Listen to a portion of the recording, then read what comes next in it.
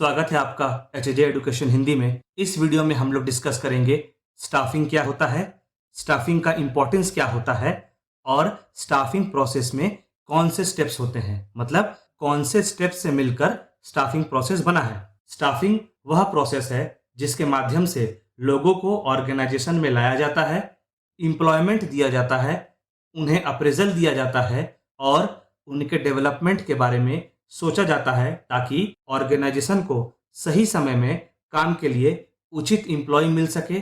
चलिए स्टाफिंग के कुछ डेफिनेशंस को देखते हैं। जे.एल. मेसी की माने स्टाफिंग वह प्रोसेस है जिसके माध्यम से मैनेजर अपने सबऑर्डिनेट को सेलेक्ट करता है, ट्रेन करता है, प्रमोट करता है और समय आने पर रिटायर करता है। चलिए अगले डेफिनेशन को देखते हैं। स्टाफिंग वह प्रोसेस है जिसमें सफिशिएंट क्वांटिटी और क्वालिटी में वर्कफोर्स को एक्वायर किया जाता है, रिटेन किया जाता है ताकि ऑर्गेनाइजेशन के इफेक्टिवनेस पर पॉजिटिव इंपैक्ट पड़े। दूसरे शब्दों में स्टाफिंग के प्रोसेस में सफिशिएंट क्वालिटी और क्वांटिटी में वर्कफोर्स को एक्वायर किया जाता है ताकि ऑर्गेनाइजेशन के इफेक्टिवनेस को बढ़ाया जा सके। ऑर्गेनाइजेशन में प्लानिंग और ऑर्गेनाइजिंग के बाद स्टाफिंग परफॉर्म किया जाता है। स्टाफिंग एक कंटिन्यूअस प्रोसेस होता है जिसमें एम्प्लॉयज का recruitment, selection, training, development, transfer, promotion और कंपनसेशन शामिल होता है। ऑर्गेनाइजेशन जितनी एफिशिएंसी से एम्प्लॉयज को मैनेज करेगा उसके सक्सेसफुल होने के चांसेस उतने ही बढ़ जाएंगे। एम्प्लॉयज या स्टाफ ऑर्गेनाइजेशन के लिए एक बहुत इंपॉर्टेंट एसेट होता है क्योंकि एम्प्लॉयज या स्टाफ की वजह से ही ऑर्गेनाइजेशन अपने बाकी के रिसोर्सेस जैसे कि machinery, money, plant, building, factory आदि को अच्छी तरह से मैनेज कर पाते हैं। इसलिए स्टाफिंग मैनेजमेंट के लिए इतना इंपॉर्टेंट फंक्शन हो जाता है। इसके अलावा भी स्टाफिंग के और भी इंपॉर्टेंस होते हैं। चलिए एक एक कर उनको समझते हैं। पहला है ऑर्गेनाइजेशन में अलग अलग पोस्ट को भरने में हेल्प करना। किसी भी ऑर्गेनाइजेशन को अच्छे इंप्लॉयज को ढूंढने के लिए काफी एफर्ट देना होता है क्योंकि अच्छे क्वालिटी और स्किल्ड इंप्लॉयज की कमी होती है।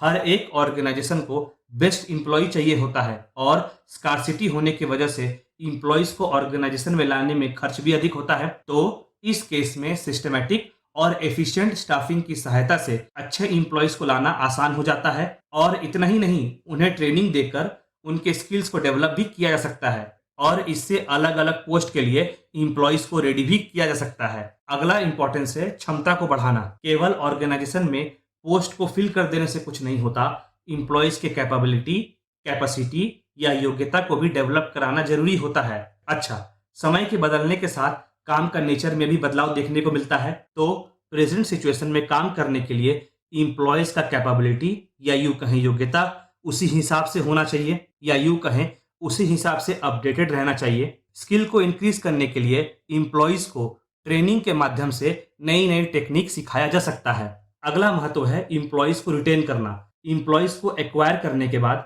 ऑर्गेनाइजेशन में लाने के बाद और उसके स्किल को डेवलप करने के बाद उसे ऑर्गेनाइजेशन में रिटेन करके रखना बहुत इंपॉर्टेंट होता है।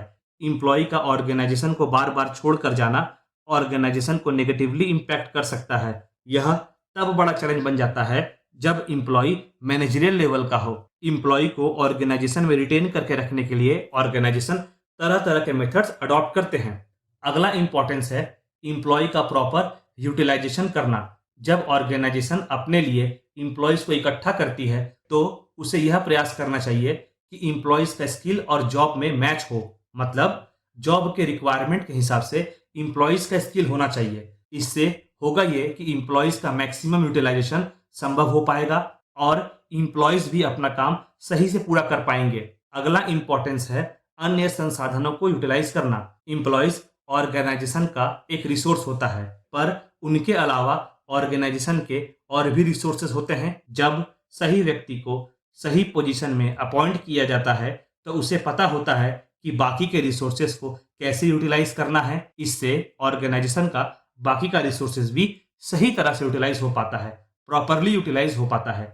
अगला पॉइंट है इंप्लॉयज का सेटिस्फैक्शन। जब इंप्लॉयज को ऐसा लगता है कि उसे उसके स्किल के अनुसार काम मिल रहा है, यानी इंप्लॉय जब अपने स्किल के अनुसार काम करता है तो इंप्लॉय अपने काम को और भी एफिशिएंसी से पूरा कर पाता है और इतना ही नहीं, उसके काम करने की इच्छा शक्ति और एंथुजियाज्म भी बढ़ जाती है। इम्प्लॉय को तब सेटिस्फैक्शन होता है जब वह देखता है कि उसे रेगुलर ट्रेनिंग मिल रहा है, उसके प्रमोशन का स्कोप है, उसके अच्छे काम के लिए उसे इंसेंटिव भी मिल रहा है। यह सेटिस्फैक्शन इम्प्लॉय का मोरल को बूस्ट करता है और उसके प्रोडक्टिविटी को भी बढ़ाता है। चलिए अगले पॉइंट की ओर चलते हैं, जो कि है ओवर एंड अंडर एम्प्लॉयमेंट। जब जरूरत से ज्यादा एम्प्लॉयज होता है या जरूरत से कम एम्प्लॉयज होता है, तो दोनों ही समय में ऑर्गेनाइजेशन को चैलेंजेस फेस करनी होती हैं। जब एम्प्लॉयज का शॉर्टेज होता है, तब ऑर्गेनाइजेशन का काम समय पर पूरा नहीं हो पाता। वहीं दूसरी ओर जब एम्प्लॉयज की अधिकता होती है, एम्प्लॉयज आवश्यकता से ज्यादा होते हैं, तब ऑर्गेनाइजेशन का ओवरऑल कॉस्ट भी इंक्रीज हो जाता है। तब प्रॉपर स्टाफिंग की सहायता से एम्प्लॉयज का एग्जैक्ट नंबर के बारे में पता लगाना आसान हो जाता है, जिससे ऑर्गेनाइजेशन अपने काम को आसानी से पूरा कर पाती है और ऑर्गेनाइजेशन का कॉस्ट भी ज्यादा इंक्रीज नहीं होता।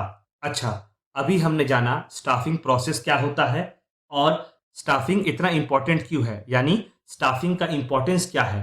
चलिए अब स्टाफिंग प्रोसेस के अलग अलग स्टेप्स पर डिस्कशन करते हैं।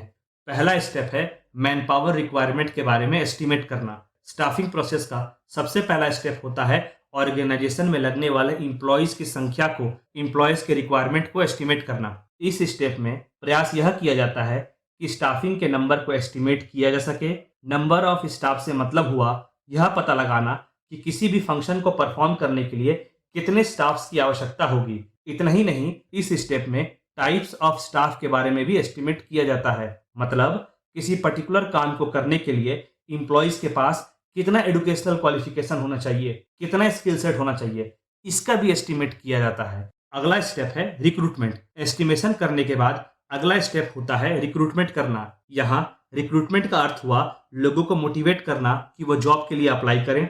रिक्रूटमेंट की सहायता से ही स्पेसिफिक पोस्ट के लिए योग्य कैंडिडेट को अरेंज किया जाता है। इसके लिए उनके स्किल और एजुकेशन को भी ध्यान में रखा जाता है। स्टाफिंग के प्रोसेस में रिक्रूटमेंट के बाद अगला स्टेप है सिलेक्शन।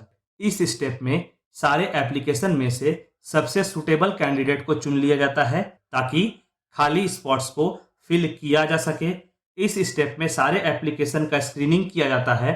इसके बाद कैंडिडेट का आवश्यक टेस्ट और इंटरव्यू लिया जाता है और इन सारे स्टेप्स के हो जाने के बाद योग्य कैंडिडेट को चुन लिया जाता है और बाकी कैंडिडेट्स को रिजेक्ट कर दिया जाता है। चलिए प्लेसमेंट स्टेप पर डिस्कशन कर लेते हैं। डिजायर्ड कैंडिडेट के सिलेक्शन के बाद सेलेक्टेड कैंडिडेट को जॉब के लिए अपॉइंट किया जाता है। प्लेसमेंट की सहायता से ही राइट पोस्ट के लिए सही कैंडिडेट को चुनना आसान हो जाता है।